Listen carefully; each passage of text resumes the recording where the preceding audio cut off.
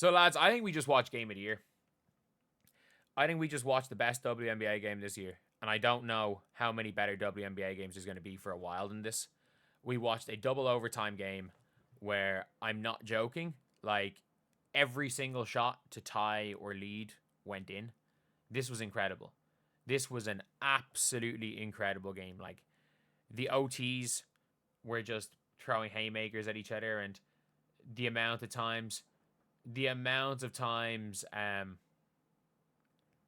that we're seeing, say, we were seeing the Sparks had a bit of a lead, then suddenly the Storm came back. The Storm would take a bit of a lead, the Sparks came back. The Storm had a lead for a while, the Sparks just hit back. It was a big game. And I'm going to really talk about, like, the overtimes were just tit for tat scoring. It was like 5-point lead, tie. It was thereabouts. I just want to also give credit to Erica Wheeler as she hit some huge shots. Neka Wumuke was exceptional in that game, 37 points. And also Dearica Hamby, I think she's a myth, but she did step up big time. And Rikia Jackson, clutch. Absolutely clutch, playing 47 of 50 minutes. Same with Kelsey Plum, not clutch-ish. Julie Alamond had only 5 assists and 2 turnovers, just a safe pair of hands. And she got a huge bucket. I think it might have been in double overtime where she just went downhill to her right. They didn't expect her to shoot, and she just went straight down to her right and finished it. And then, other than that, I really do want to talk about 2 players. And these are 2 players. I think Dom Malonga had 2 blocks in back-to-back possessions on Cam Brink. She had 2 on back-to-back possessions. Like, I think that Dom Malonga is a legit superstar in the making. I think she's going to be one of the greatest players of all time.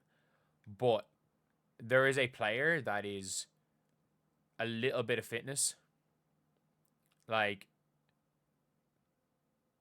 a little bit of fitness and a little bit of staying out of foul trouble away from being the best non-Jonquel Jones and Angel Wilson center in the WNBA. And it's Cameron Brink. Cameron Brink, in that fourth quarter, was the reason why this was a ball game. It looked over.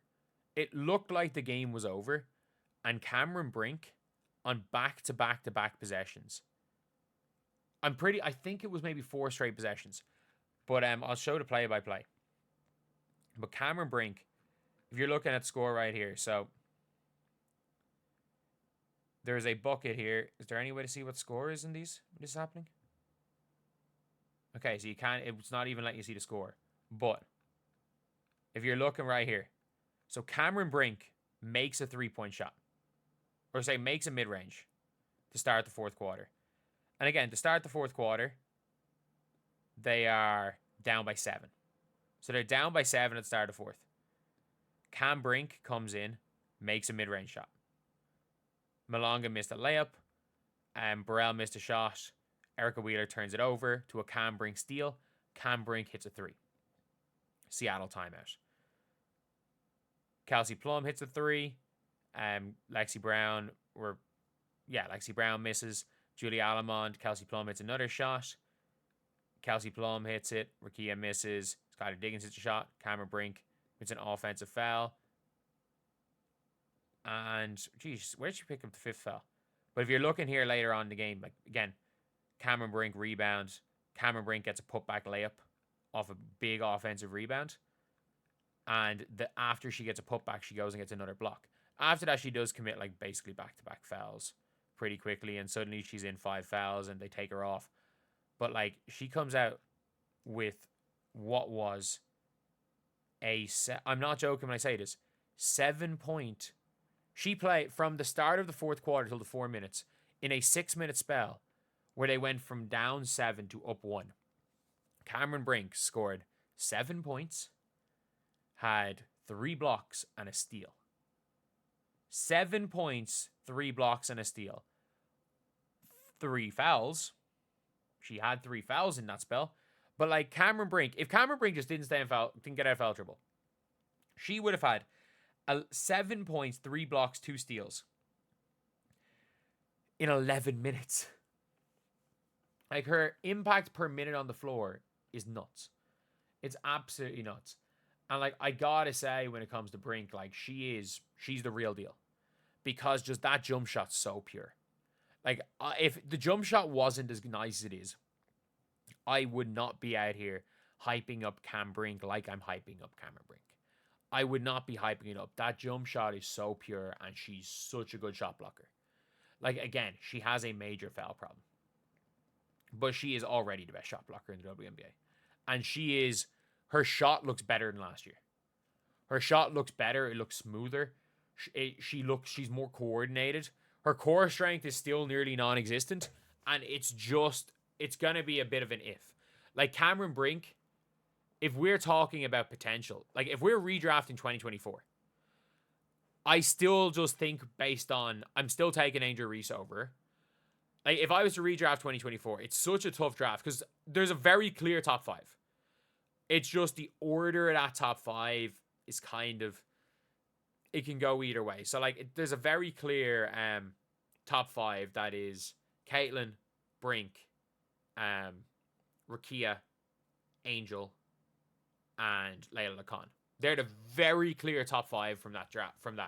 And depending on the day, like it's very clearly Caitlin number 1, but the other 5, for me, as of right now, Angel 2 in a redraft.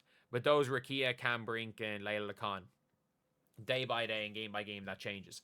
However, like Cameron Brink's impact is scary. Like they don't win. Cameron Brink was the reason they were in that game. Cameron Brink, from the start of the fourth quarter till halfway through when they got the lead and got control, she didn't play in overtimes, and we can talk about the overtimes. Rakia Jackson was brilliant. Rakia was brilliant. But let's be completely honest, like Rakia was the better player, was unbelievable today. When we're talking about some of these videos, I'm making these videos on what you guys want to hear about. And unfortunately, you guys are going to, well, not unfortunately, you guys are talking about Cameron Brink is going to get more views than talking about this game in general, no matter how good the game is. And again, Gabby Williams hit some clutch shots. She came up clutch.